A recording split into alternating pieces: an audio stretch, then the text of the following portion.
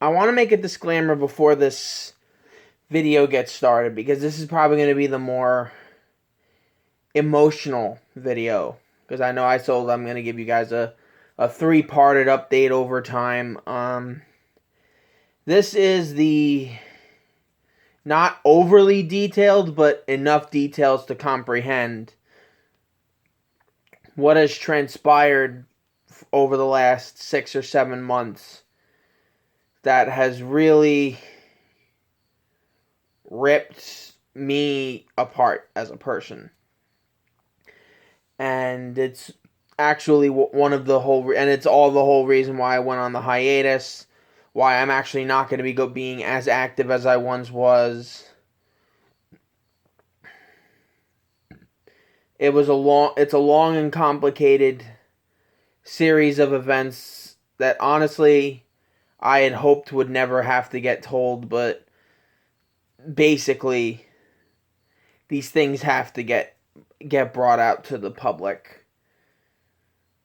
You know, all 15 or what was it, 1700? Thank you guys for the 1700 subs, by the way. Um,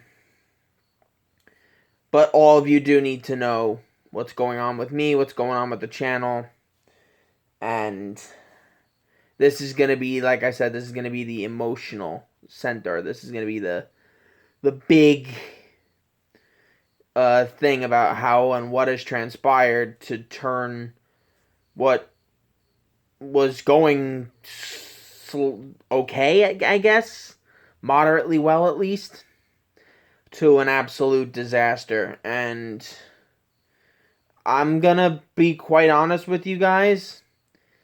This is not something that's just happened over the last 6 months. This has been basically something I've been personally dealing with since basically 2015. Um, Around that time, there was a very serious fight that went on between my family household. I'm not going to get too much into the details about that, but I went a couple of days. Actually, I went a whole week without being home. I could not stand the pressure, the anger I was feeling towards everyone and everything. I just took off. I spent some time at my uncle's, actually at Panda and Pebbles' dad's house, and it was rough. That was basically when it all started, because it was sort of everyone, we all knew in general that since it's a family, everybody has to put in enough effort for the car, like the family thing to flow. But instead, everyone was pointing fingers at someone else. Like, my dad would blame my mom would blame my sister would blame me, and I would blame my dad. And it got so bad that I left for a week. My sister left for a few days. My dad my dad remained in his house, and my mom disappeared too. We basically all reconvened about a week later, with things having sort of calmed down a bit. Right around that time, I was working on Kingdom Hearts Coded, so I wasn't in particularly the best of moods to begin with, but you know, yeah, it was around that time that I met my ex-girlfriend. So naturally, the ball starts to roll here. Um, we got along fairly well. I met her at work. When I was at the restaurant. She liked me considerably because she apparently had kept coming to meet me for some time. And we went on a couple of dates. We dated for a very long time, at least by my standards, because I'm an introvert by nature. Um, we spent a lot of time together, but in, I think it was October of that year. So basically from like July, August, September, October, we dated, which is not the longest relationship, quote unquote relationship I've been in, but it was definitely the most intimate one that I've been in. But in October, her ex-boyfriend came back to her and said, "I want to make things work." And I cared about her, but I knew she cared about him, so I was like, you know what, I'm gonna let it slide. I was happy to be, I wasn't happy, obviously, but I was, like, I was willing to accept the fact that she was leaving. Um, and naturally, around that, a couple months later was when we started having all the issues with Elgato, which gave me so many sleepless nights over. You guys have no idea. Like, I would sit there, work busting my ass off to try to fix Elgato, and nothing would happen. And then to add insult to injury, my car died, so I had to leave the restaurant because I couldn't keep paying money to my parents to use their cars. It was bad. So I got a job, which is the job I have now. Don't know how long I'm gonna have it though. Not because I'm a bad employee, but because once I get my own car, and once I get my own car again, and once I get my shit together, I'm gonna beeline it for the door there. I got a job within walking distance of my house, pays well. I want to save my money to get a good car, not a piece of crap like I had last time. Um, and around the time I was starting my job there, was when JD and I had started talking to each other again, because it had been a very long time since him and I had sort of gone our separate ways. I mean, it wasn't a mutual dislike, but I sort of made a mistake with him when I started to get interested in his sister. Uh, when his sister and I sort of hit the skids, as we all expected us to, he he was very protective, like I am of my sister. He is with his little sister, but mine was an older sister. But whatever. We sort of drifted a very, very far apart at that point, to the point where we just stopped talking. Flash forward to about that point, like December and January of this year, where him and I we started talking again, and we had good conversations. It wasn't just us trying to brush past the past and pretend it didn't happen. We were talking in general about all these things that have transpired, from the big fight that had happened between my family, to everything with my car, with my job, with the ex-girlfriend that I'll get to. Um, we sort of got together, and we were like, you know what? We should start hanging out more. And that's basically what we did. I work overnight, so I would basically come home, slap together an outfit, and then run to his house, and we'd hang out for a bit before he had to go to work, because he works in the afternoons. Um, the thought of doing a collaboration with him struck me as, oh my god, I have to do this. And I was more excited about working with JD than actually I was working with anybody else that I've ever talked about doing collaborations with. Be it both my friend Nick and my friend Julia. Nick, who actually moved away recently, and Julia, who I'm still trying to get somewhat involved in the channel. But JD, it was an absolute aberration to be like, you know what, we're gonna do it. We're just gonna get together, and we're gonna do this collaboration of Mario Party 4. And then the world sort of turned upside down on me. I got a phone call in around late June of my ex-girlfriend, not the one I'm gonna get to, JD's sister, hysterical crying, telling me he'd been in an accident with a drunk driver. And they took him to the hospital and he wasn't gonna make it.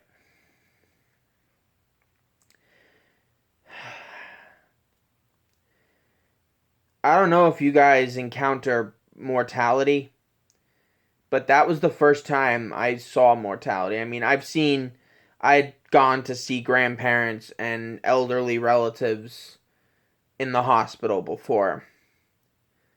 I've seen them on their deathbeds. It's been difficult, but they lived long lives. They lived fruitful lives. JD didn't. He was only a few months older than me.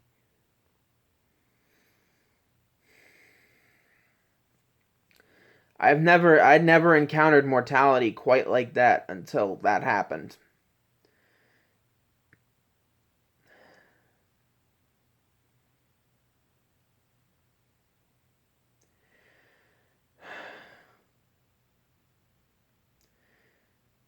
It felt like someone had I was talking with Mark Leota about it the other day, and it's like a knife. It was like someone was stabbed me in the stomach or in the body, just anywhere, with a knife.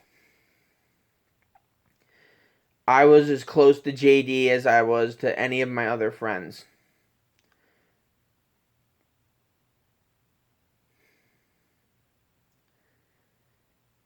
His death blew my freaking mind. And since then, it's been very difficult for me to process things. To process just illness, just to process death in general. It has been a horrendous last couple of months trying to process things. Then around the middle of July, I was starting to see I've been seeing a therapist for the last few months, basically since like February, because my dad was getting worried about me because I was very pent up. I was very emotional. I was very tense because I had a lot of shit going on with work. I had a lot of shit going on at home. And he wanted to make sure everyone was on the same level, on the same page.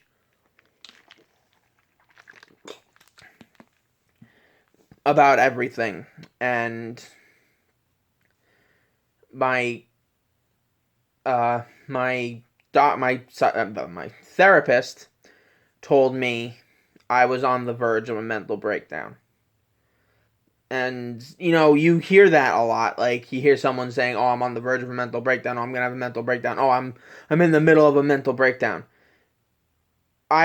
She told me what a mental breakdown really is, where you can't take anything else and you just snap.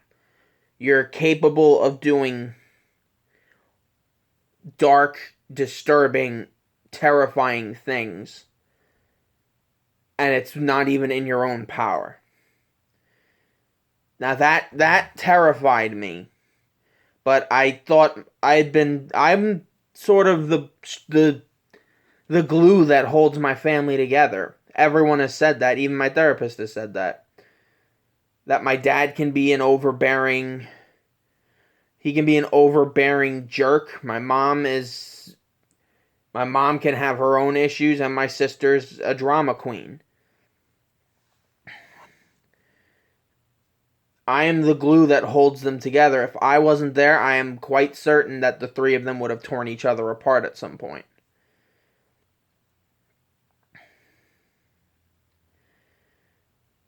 But I thought I was strong, that I was going to avoid doing all these things and avoid all of this bullshit with people. So when I got home from that very meeting, I had learned that my mom and my landlord's relationship had gotten so bad that she wanted new tenants. So she sent my mom an ultimatum to either get out or you're going to be in contempt of court and you're going to get arrested and all that. Basically, you've been served you've been served thing. Not only did the thing look fake, but according to my sister and my brother-in-law, the guy looked like a phony lawyer. But since my landlord is white trash, you could probably get away with saying, oh, well, she probably couldn't afford an actual lawyer, so she probably hired one of those stupid little attorneys or something out of the thing. Oh, geez, I'm running out of battery. Try plugging this in so I could at least get some extra juice in there. That happened. So basically from, I think it was the 20th or the 21st of July until the first weekend in September to move.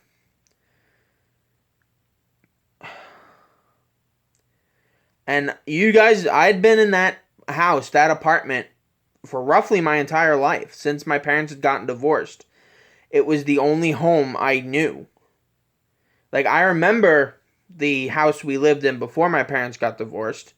I remember it well, but I don't but the apartment I lived in, that was home to me. I was now losing my home.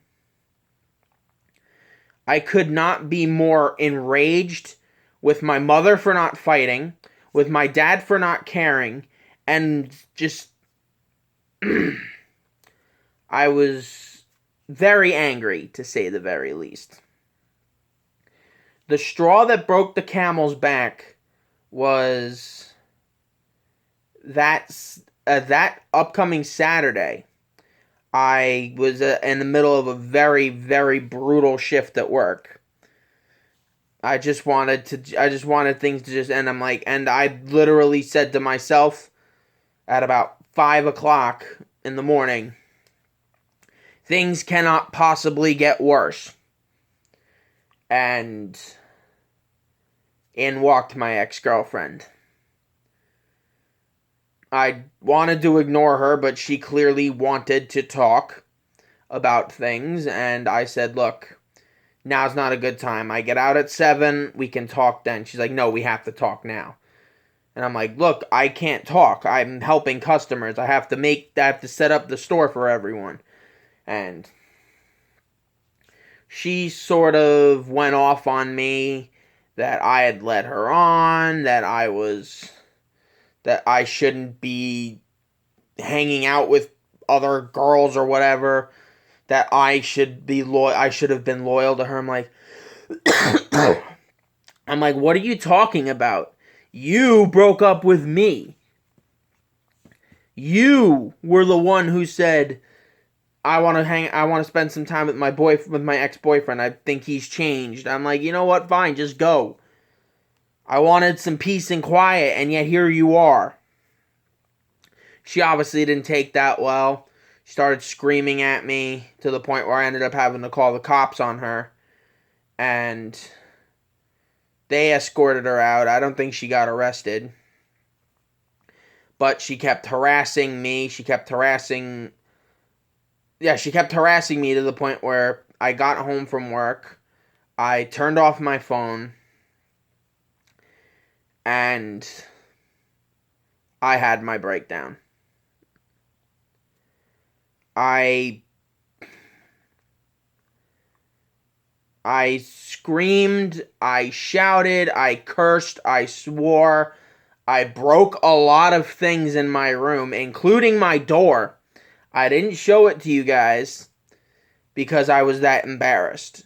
I turned around and I punched a hole through my door.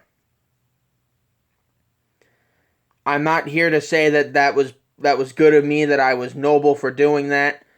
I just basically said, I snapped. It was beyond frustrating. And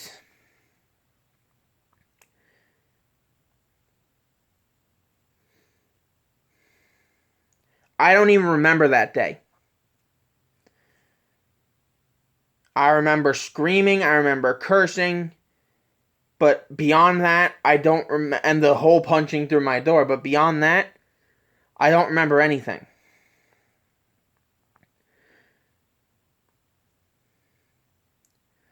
Since then, now my parents have known about what's going on. My family, a good chunk of my friends know what's been going on. And now you guys know what's been going on.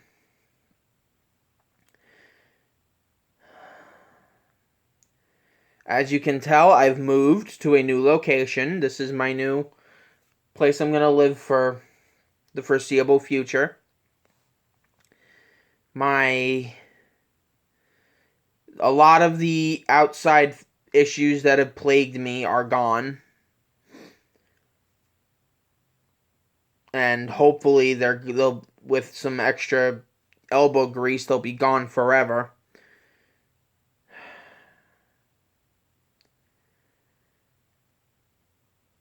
The depression has hit so hard that there came a point last month where I did contemplate suicide.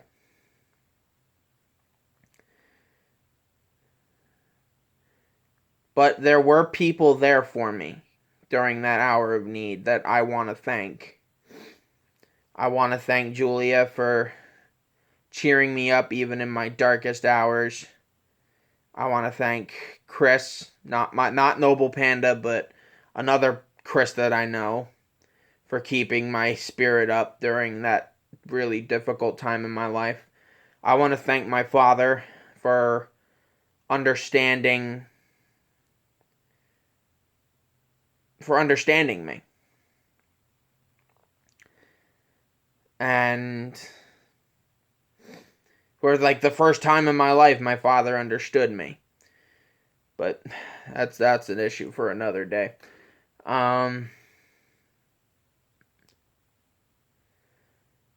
Yeah. I also want to thank Jazz for being there for me. She was definitely one of the most helpful, because there were times where I didn't even want to look at YouTube. And just seeing that someone actually gave a shit about me was really and somewhat inspiring to me.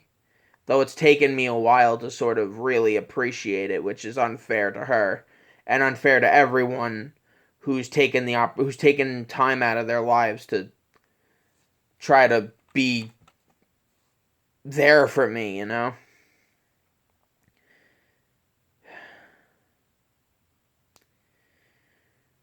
It's been a very difficult last few years for me.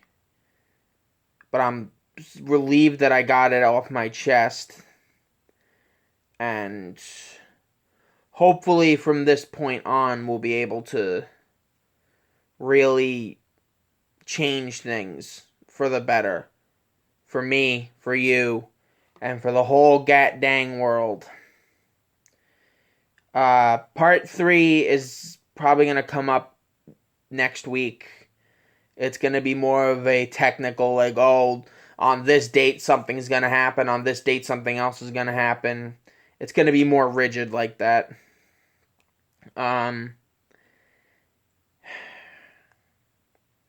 Yeah. So this has been the Endman 64, and I will see you guys some other time. Sayonara.